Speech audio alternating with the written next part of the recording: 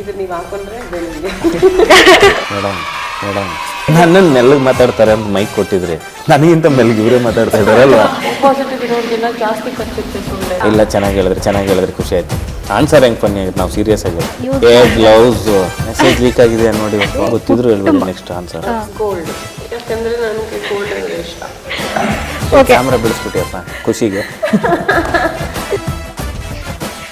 Hi hello ಎಲ್ರಿಗೂ ನಮಸ್ಕಾರ. ನೀವು ನೋಡ್ತಿದ್ರೆ SS TV, ನಾನು ಅಶ್ವಿನಿ. ಇವತ್ತು ನಮ್ಮ ಜೊತೆ ಇದ್ದಾರೆ ಕಾಲಾಪತ್ತ ಸಿನಿಮಾದ ವಿಕ್ಕಿ ಅವರು ಹಾಗೆ ಧನ್ಯರಾಮ್ ಅವರು. ಬನ್ನಿ ಅವ್ರನ್ನ ಮಾತಾಡ್ಸೋಣ. ಹಾಯ್, ನಮಸ್ಕಾರ. ನಮಸ್ಕಾರ. ಹೇಗಿದೆ? ನನ್ನನ್ನು ಮೆಲ್ಲಗೆ ಮಾತಾಡ್ತಾರೆ ಅಂತ ಮೈಕ್ ಕೊಟ್ಟಿದ್ರಿ, ನನಗಿಂತ ಮೆಲ್ಲಗೆ ಇವರೇ ಮಾತಾಡ್ತಾ ಇದ್ದಾರಲ್ವಾ? ಅಲ್ಲ, ಎಕೋ ಆಗುತ್ತೇನೋ ಅಂತ ಏನೂ ಆಗಲ್ಲ. ಇಲ್ಲ ಅಲ್ವಾ? ಓಕೆ, ಹೇಗಿದ್ದೀರಾ? ಚೆನ್ನಾಗಿದ್ದೀವಿ, ಸ್ವಲ್ಪ ದಪ್ಪ ಆಗಿದೆ. ದಪ್ಪ ಆಗಿದ್ದೀರಾ, ಬಟ್ ಹಾಗೆ ಸ್ವಲ್ಪ ಸಾಫ್ಟ್ ಆಗಿ ಅನ್ನಿಸ್ತಾ ಇದ್ದೀರಾ. ಧನ್ಯ ಅವ್ರಿಗೆ ಕಂಪೇರ್ ಮಾಡಿದ್ರೆ ಧನ್ಯ ಅವ್ರು ಬಿಟ್ರೆ ಹಂಗೆ ಒಣ್ ತಿನ್ಕೊಂಡ್ ಬಿಡ್ತಾರೆ, ಹಂಗಿದ್ದಾರೆ ಜೋಶಲ್ಲಿ. ಅದಕ್ಕೆ ನಮ್ಮ ಸಿನಿಮಾಗೆ ತಗೊಂಡಿರೋದು ಅವ್ರು. ನೀವು ಹೇಳಿದ್ರೆ ಅದು ಬರೀ ನಾವು ಅದಕ್ಕೆ ನಮ್ಮನ್ನ ಆಕ್ಟರ್ಸ್ ಅನ್ನೋದು. ಒಳಗಡೆ ಎಷ್ಟು ಟಯರ್ಡ್ ಆಗಿದ್ದೀನಿ ಅಂತ ಬರೀ ನನಗೆ ಗೊತ್ತು. ಇಲ್ಲ ಇಲ್ಲ, ಯಾವಾಗ್ಲೂ ಎಷ್ಟೋ ಟಯರ್ಡ್ ಆಗಿದ್ರು ಕೂಡ ಮೇಲ್ಗಡೆ ಅಷ್ಟು ಆಕ್ಟಿವ್ ಆಗಿದ್ದೀರಲ್ಲ, ಸೊ ಅದಕ್ಕೆ ಹೇಳಿದ್ದು ಫುಲ್ ಜೋಶಲ್ಲಿ ಇದ್ದೀರಾ ಅಂತ. ಫಸ್ಟ್ ಆಫ್ ಆಲ್ ನಿಮಗೆ ಕಂಗ್ರ್ಯಾಚುಲೇಷನ್ಸ್ ಹೇಳ್ಬೇಕು. ಇವಾಗ ಪೌಡರ್ ಅನ್ನೋ ಒಂದು ಖುಷಿನ ಕಡಿಮೆ ಆಗೋದ್ರೊಳಗಡೆ ಇವಾಗ ಕಾಲಪತ್ತ ರೆಡಿ ಇದೆ. ಸೊ ಹೇಗೆ ಎಂಜಾಯ್ ಮಾಡ್ತಿದ್ದೀರಾ ಇದನ್ನ? ಡಬಲ್ ಧಮಾಕ, ನನಗೆ ತುಂಬಾ ಖುಷಿ ಆಗ್ತಾ ಇದೆ. ನೋಡಿ, KP ಅಂದ್ರೆ ಕಾಲಪತ್ತರು, ಅದು ಒಂದು P ಫಸ್ಟ್ ರಿಲೀಸ್ ಆಗಿದೆ ಅವ್ರ ಪೌಡರ್ ಇವಾಗಕ್ಕೆ. ಬಟ್ ಅಟ್ಲೀಸ್ಟ್ ಟ್ರೈ ಮಾಡಿದ್ರು ಅಲ್ವಾ? ಅದೇ ನನಗೆ ಏನು ಹೇಳ್ತಿದ್ದಾರೆ ಅರ್ಥ ಆಗ್ಲಿಲ್ವಾ ನಿಮ್ಗೆ? ಸೀರಿಯಸ್ಲಿ, ಕಾಲಪತ್ತರ್ ಅಂದ್ರೆ KP ಅಲ್ವಾ? Short word. ಪೌಡರ್ ಅಂದ್ರೆ ಪಿ, ಸೊ ಇದ್ರಲ್ಲೂ ಪಿ ಇದೆ ಅಂತ. ಹಾಗೆ. ಓಕೆ ಸರ್, ಎಷ್ಟು ಚೆನ್ನಾಗಿ ರಿಲೇಟ್ ಮಾಡ್ಕೊಂಡ್ಬಿಟ್ಟು ಅಲ್ವಾ? ಸರ್, ಹೇಗೆ ಅನ್ನಿಸ್ತಾ ಇದೆ? ಸಿನಿಮಾ ಆಲ್ಮೋಸ್ಟ್ ರೆಡಿ ಇದೆ, ಸಾಂಗು ರಿಲೀಸ್ ಆಯ್ತು, ನೋಡಿದ್ವಿ. ಸಾಂಗು ತುಂಬಾ ಸಖತ್ತಾಗಿ ಬಂದಿದ್ದು. ಟ್ರೈಲರ್ ಇದು ರಿಲೀಸ್ ಆಗಿಲ್ಲ ಅಲ್ವಾ? ಯಾವಾಗ ಪ್ಲಾನ್ ಎಲ್ಲ ನಡೀತಾ ಇದೆ? ಈ ಮಂತ್ ಎಂಡ್ಗೆ ಟ್ರೈಲರ್, 28th ಈವ್ನಿಂಗು ಒಂದು ಬಾಂಡ್ಲಿ ಸ್ಟವ್ ಅಂತ ಒಂದು ಸಾಂಗ್ ರಿಲೀಸ್ ಮಾಡ್ತಾ ಇದೀವಿ. ಅದು ಹೇಳ್ತೀನಿ ನನ್ನ ಕಾರಣ ಏನಂತ.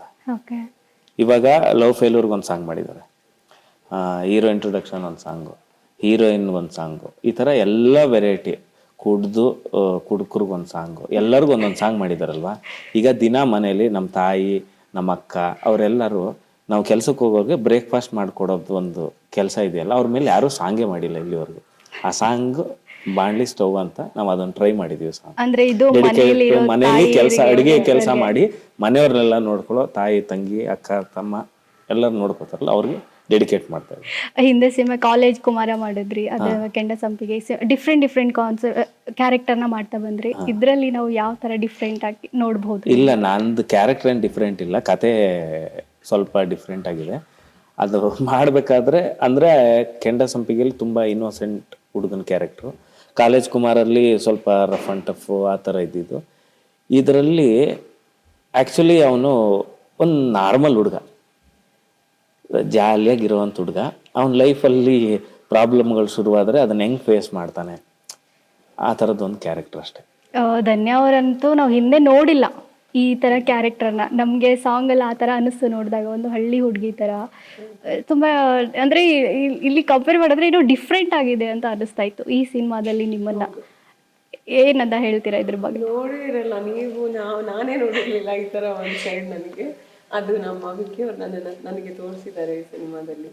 ಹಳ್ಳಿ ಹುಡುಗಿ ಟೀಚರ್ ಪಾತ್ರ ಮಾಡಿದ್ದೀನಿ. ಸೊ ಒಂದು ಸ್ವಲ್ಪ ಸ್ಟ್ರಿಕ್ಟ್ ಕ್ಯಾರೆಕ್ಟರೈಸೇಷನ್ ಕೂಡ ಇದೆ. ಅದೇ ಟೈಮ್ನಲ್ಲಿ ನನಗೆ ಇವ್ರ ಜೊತೆಗೆ ಲವ್ ಇಂಟ್ರೆಸ್ಟ್ ಕೂಡ ಅವರು ತೋರಿಸ್ತಾರೆ. ಮತ್ತು ಹೇಗೆ ನಾವು ಅವ್ರಿಗೆ ತಿದ್ದಕ್ಕೆ ಒಂದಷ್ಟು ಪ್ರಯತ್ನ ಮಾಡ್ತೀನೋ ಅದೆಲ್ಲ ನೀವು ಈ ಸಿನಿಮಾದಲ್ಲಿ ನೋಡ್ಬೋದು. ರಿಲೇಟಬಲ್ ಆಗುವಂಥ ಕ್ಯಾರೆಕ್ಟರ್ ಕೂಡ, ಅಂದರೆ ಗಂಗಾ ನನ್ನಲ್ಲಿದ್ದಾಳೆ ಅಂತ ಕೂಡ ಎಷ್ಟೋ ಜನ ಅನ್ಕೊಂತಾರೆ ನಮ್ಮ ಸಿನಿಮಾ ನೋಡ್ಬೇಕಂದ್ರೆ, ಅಲ್ವಾ? ಅಂದರೆ ಸ್ಟ್ರಿಕ್ಟ್ ಆಗಿರ್ತಾರಲ್ಲ, ಏನೇ ಒಂದು ಪ್ರಿನ್ಸಿಪಲ್ ಇರುತ್ತಲ್ಲ ಲೈಫಲ್ಲಿ, ಆ ಥರ ಒಂದು ಕ್ಯಾರೆಕ್ಟರ್. ಇಲ್ಲಿ ಇವ್ರಿಗೆ ಲವ್ ಪ್ರಪೋಸಲ್ ಅಂದರೆ ನೀವೇ ಲವ್ ಬಗ್ಗೆ ಇಂಟ್ರೆಸ್ಟ್ ತೋರಿಸಿ ಇವ್ರು ಪ್ರಪೋಸ್ ಮಾಡೋ ಥರನ ಯಾವ ಥರ? ಆಲ್ರೆಡಿ ಲವ್ ಆಗ್ಬಿಟ್ಟಿರುತ್ತೆ ಸಿನಿಮಾದಲ್ಲಿ. ಓಪನಿಂಗ್ ಸೀನಲ್ಲೇ ಇಬ್ರು ಆಲ್ರೆಡಿ ಲವ್ ಆಗಿ ಮದುವೆ ಆಗಬೇಕು ಅನ್ನೋ ನಮ್ಮ ಲವ್ ಸ್ಟೋರಿ ಊರವ್ರಿಗೆಲ್ಲ ಗೊತ್ತಿರುತ್ತೆ. ಆ ಥರದ್ದು ಊರಿಗೆಲ್ಲ ಗೊತ್ತಿರೋ ನಮ್ಮ ತಂದೆಗೆ ಇವ್ರು ಕಂಡ್ರೆ ಆಗಲ್ಲ, ಅದು ರೆಗ್ಯುಲರ್, ಬಟ್ ಅದು ಮೇನ್ ಸ್ಟ್ರೀಮ್ ಸ್ಟೋರಿ ಅಲ್ಲ. ಹೌದು, ಬ್ಯಾಕ್ಗ್ರೌಂಡ್ ಅಲ್ಲಿ ನಡೀತಾ ಇರುತ್ತೆ. ಈಗ ಒಂದು ಪಾತ್ರಕ್ಕೆ ಒಂದು ಹಿಂದ್ಗಡೆ ಪೋಷಣೆ ಬೇಕಲ್ವಾ? ಹೌದು. ಇವ್ರು ಲವ್ ಮಾಡಿದಾಗ ಏನೇನು ಆಗ್ಬೋದು, ಪ್ರಾಕ್ಟಿಕಲ್ ಪ್ರಾಬ್ಲಮ್ಸು. ಫೈನಲಿ ಎಲ್ಲಿ ಗೆಲ್ಲುತ್ತಾ ಲವ್? ಅದು 13ನೇ ತಾರೀಕು ಬೆಳಗ್ಗೆ 10 ಗಂಟೆಗೆ ಥಿಯೇಟ್ರಿಗೆ ಹೋಗಿ ಸಿನಿಮಾ ನೋಡಿ ರಿವ್ಯೂ ಮಾಡಿ ಅವಾಗ ಗೊತ್ತಾಯ್ತು. ಸಿನಿಮಾದಲ್ಲಂತೂ ಏನೋ ಒಂದು ಆಗುತ್ತೆ, ಲವ್ ಗೆಲ್ಲುತ್ತೋ ಬಿಡುತ್ತೋ ಮೂವಿ ನೋಡಿದ್ಮೇಲೆ ಗೊತ್ತಾಗುತ್ತೆ. ರಿಯಲ್ ಲೈಫಲ್ಲಿ ನನಗ ರಿಯಲ್ ಲೈಫಲ್ಲಿ ನಾನು ಪ್ರೀತಿ ಮಾಡ್ತಾ ಇರೋದು ನನ್ನ ಕರಿಯರ್. ಒಂದು ಸಿನಿಮಾ ಆದ್ಮೇಲೆ ಇನ್ನೊಂದು ಸಿನಿಮಾ, ಎಲ್ಲಿ ಟೈಮ್ ಎಲ್ಲಿದೆ? ನಾನು ಹೇಳ್ಬೇಕಾ? ನಾನು ಹೇಳ್ತೇನೆ. ಹಿಂದಿನ ಇಂಟರ್ವ್ಯೂ ಅಲ್ಲಿ ಹೇಳಿದ್ರು ಮನೇಲಿ ಹುಡುಕ್ತಾ ಇದ್ರೆ ಆಲ್ಮೋಸ್ಟ್ ಸೆಟ್ ಆಗೋಗಿದೆ ಅನ್ನೋ ತರ ಹೇಳಿದ್ರು. ಈಗ ಸೆಟ್ ಆಗಿಲ್ಲ. ಅಲ್ಲೇ ಒಂದೊಂದು ಇಂಟರ್ವ್ಯೂನಲ್ಲಿ ಒಂದೊಂದು ತರನ ಆಗಿದ್ರೆ, ಒಂದ್ರಲ್ಲಿ ಸೆಟ್ ಆಗಿರುತ್ತೆ, ಒಂದ್ರಲ್ಲಿ ಸೆಟ್ ಆಗಿಲ್ಲ. ನೆಕ್ಸ್ಟ್ ಇಲ್ಲ ಮೇಡಮ್, ಮದ್ವೆನೇ ಆಗ್ಬಿಟ್ಟಿರುತ್ತೆ. ಇನ್ನ ಹುಡುಕ್ತಾ ಇದಾರೆ, ಇನ್ನು ಹುಡುಕ್ತಾರೆ ಇದ್ದಾರೆ. ನಾನ್ ಬೇರೆ ನೆಕ್ಸ್ಟ್ ಇಂಟರ್ವ್ಯೂ ಇನ್ನೂ ಹುಡುಕ್ತಾ ಇದ್ದಾರೆ. ಇಲ್ಲ ಅಲ್ಲಿವರೆಗೂ ಹುಡುಕ್ಬಿಡ್ತಾರೆ ಅನ್ಸುತ್ತೆ. ನಾನ್ ಫ್ರೀ ಇಲ್ವಲ್ಲ, ನಾನ್ ಫ್ರೀ ಆಗ್ಬಿಟ್ರೆ ನಾನೇ ಹುಡುಕ್ಬಿಡ್ತೀನಿ. ಹುಡುಕ್ತಾ ಇದಾರೆ. ಫೈನಲಿ ಒಂದ್ ಯಾವ ನೆಕ್ಸ್ಟ್ ಮೂವಿ ಅನ್ನೋಷ್ಟ್ರಲ್ಲಿ ಮದ್ವೆ ಆಗುತ್ತೆ ಆಗಿದ್ರೆ. ಖಂಡಿತ ಹೆಲ್ಪ್ ಮಾಡಿ. ಒಳ್ಳೆ ಫಸ್ಟ್ ಆಫ್ ಆಲ್ ಇವಾಗ ಹುಡುಗಿನೇ ಸಿಗ್ತಾ ಇಲ್ಲ ಅಂತಾರೆ ಎಲ್ರು. ಇವ್ರು ಹುಡುಕಕ್ಕಿದಾರಲ್ಲ. ನೀವೀಗ ಕಾಸ್ಟ್ ಗೀಸ್ ಎಲ್ಲ ನೋಡ್ತೀರಾ ಇಲ್ವಾ? ಆ ತರದ್ದೇನಿಲ್ಲ. ನನ್ನ ಸಿನಿಮಾದಲ್ಲಿ ನೀವು ಒಂದು ಶಾರ್ಟ್ ನೋಡಿದೀರಾ? ಎಲ್ಲರೂ ಒಂದೇ ಅಂತ ಹಾಕಿದೀವಿ. ನಾವು ಮನುಷ್ಯ ಒಂದೇ ಅಂತ. ನೋಡಿ ಅಂತ ಹುಡುಗ ಸಿಗ ಇಲ್ಲ ಸರ್, ಇಲ್ಲಿ ಕೇಳ್ಕೊಬೋದಲ್ಲ, ಯಾರು ಅಷ್ಟು ಒಳ್ಳೆ ಹುಡುಗಿ ಇದ್ರೆ. ಅಬ್ರಾಡ್ ಹೋಗ್ತಾ ಇದೀನಿ, ಅಲ್ಲಿ ಯಾರು ಬಟ್ ಕೀನ್ಯಾ ಕಡೆ ಏನ್ ಹೋಗ್ತಾ ಇಲ್ಲ ತಾನೆ? ಅಲ್ಲ ಅವ್ರಿ ಅಲ್ಲೇನೋ ಹುಡ್ಕೊಂಡ್ ಬರ್ತೀನಿ, ಯಾವ್ದೋ ವಸ್ತುನ ತಗೊಂಡ್ ಬರೋದು, ಅಲ್ಲಿ ಯಾರು ಹುಡ್ಕೊಂಡ್ ಬರ್ತೀನಿ ಹೇಳ್ತಾ ಇರೋದು. ಇಲ್ಲ, ನಮ್ ಸಿನಿಮಾ ಟಚ್ವುಡ್ ಸೂಪರ್ ಹಿಟ್ ಆಗಿ ಇವಾಗ ಅವ್ರಿಗೆ ಒಂದು ವಿಡಿಯೋ ತೋರಿಸಿ ಅವ್ರು I want him, I like him ಅಂತ ಹೇಳಿದ್ರೆ, ಸರಿ ಬಾರಮ್ಮ ಅವರೇ ನಿಮ್ಗೆ ಟಿಕೆಟ್ ಹಾಕೊಡ್ತಾರೆ ಅಂದ್ಬಿಟ್ಟು ಕರ್ಸ್ಕೊಂಡ್ಬರ್ತೀನಿ. ಹೆಂಗೆ ಫಾರಿನ್ ಸಂಬಂಧ ಹೆಂಗಿದ್ರು ಮೂವಿನೂ ಇರುತ್ತಲ್ಲ, ಸೊ ತೋರ್ಸಕ್ಕೆ ಈ ಮೂವಿಲಿ ಹೀರೋ ಅಂತ ಒಂದ್ ಒಳ್ಳೆ ಪ್ರೊಫೈಲ್, ಹುಡುಗಿಗೂ ತೋರ್ಸಕ್ ಪ್ರೊಫೈಲ್ ಆಗುತ್ತಲ್ಲ. ನಮ್ ಸಿನಿಮಾ ಪ್ರಮೋಟ್ ಮಾಡೋಣ, ನನ್ ಮದುವೆ ಮದ್ವೆ ಜೊತೆಗೆ ಅದು ಆಗಿರ್ಲಿ ಸರ್. ಮದ್ವೆ ಸಿನಿಮಾ ರಿಲೀಸ್ ಆಗಷ್ಟೇ ಒಂದ್ ಹುಡುಗಿನೂ ಸಿಕ್ಬಿಟ್ಟಿರ್ತಾರಂತ. ಮತ್ತೆ ಅವ್ರ ನೆಕ್ಸ್ಟ್ ಫಿಲ್ಮು ನನ್ನೇ ಹಾಕೊಬೇಕು ಹೀರೋಯಿನ್ ಅಷ್ಟೇ. ಒಳ್ಳೆ ಹುಡುಗಿ ಹುಡುಕೊಟ್ಟಿರೋದಕ್ಕೆ ನೆಕ್ಸ್ಟ್ ಸಿನಿಮಾಗೆ. ಧನ್ಯಾ ಅವರು ಈ ಕ್ಯಾರೆಕ್ಟರ್ಗೆ ಅಂದ್ರೆ ಒಂದು ಹಳ್ಳಿ ಹುಡುಗಿ ಕ್ಯಾರೆಕ್ಟರ್ ಮಾಡೋದು ಸ್ವಲ್ಪ ಚಾಲೆಂಜಿಂಗ್ ಅಂತ ಅನ್ಸುತ್ತೆ, ಯಾಕಂದ್ರೆ ಸಿಟಿಲಿ ಬೆಳೆದವ್ರಿಗೆ. ಸೊ ನಿಮಗೆ ಹೇಗೆ ಅನಿಸ್ತಿದ್ದು?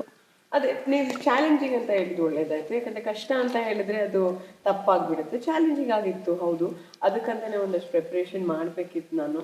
ವಿಕಿ ಅವರು ನನಗೆ ಅದರಲ್ಲಿ ಸಹಾಯ ಮಾಡಿದ್ರು, ಯಾಕಂದ್ರೆ ಅವರು ಆ ಹಳ್ಳಿಗೆ ಅಂದ್ರೆ ನಮ್ಮ ಜೈನಾಪುರ ಶೂಟಿಂಗ್ ನಡೆದಿದ್ದು ಒಂದು 3-4 ದಿವಸ ಹಿಂದೆನೆ ಕರೆದಿದ್ರು.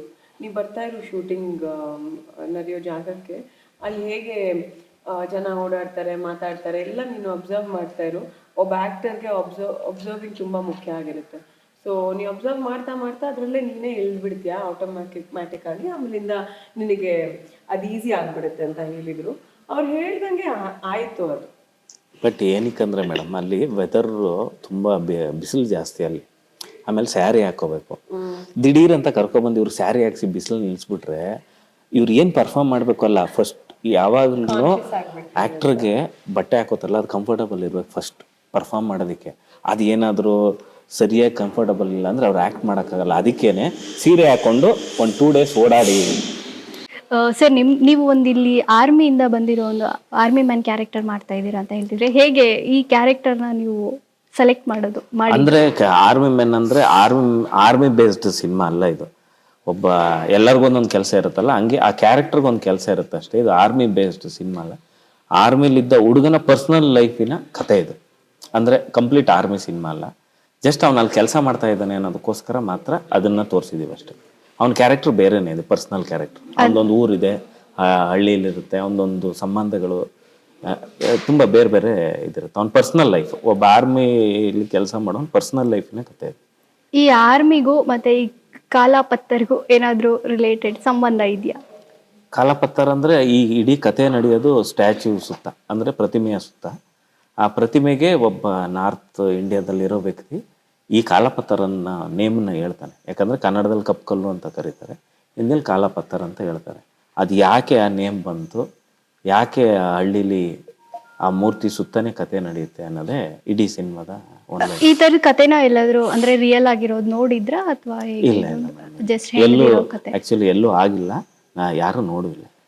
ಆದ್ರೆ ನೀವು ಆರ್ಮಿಯಿಂದ ಹೋಗಿ ಬರೋದು ಈ ತರ ಎಲ್ಲ ಏನಾದ್ರೂ ಇದೆಯಾ? ಯುದ್ಧ ಎಲ್ಲ ಮಾಡೋದು ಆ ತರ ಏನೂ ಇಲ್ಲ ಅನ್ಸುತ್ತಲ್ಲ? ಏನೂ ಇಲ್ಲ ಮೇಡಮ್, ಯಾವ ಯುದ್ಧನೂ ಇಲ್ಲ, ಏನೂ ಇಲ್ಲ. ಅದು ಅವನ ಕೆಲಸ ಅಷ್ಟೇ. ಇದೇನಿದ್ರು ಅವನ ಪರ್ಸನಲ್ ಲೈಫಿನ ಕತೆ ಅಷ್ಟೇ. SS ಟಿವಿ ಸಿನಿಮಾ ಜಗತ್ತಿನ ಕ್ಷಣ ಕ್ಷಣದ ಸುದ್ದಿಯೊಂದಿಗೆ.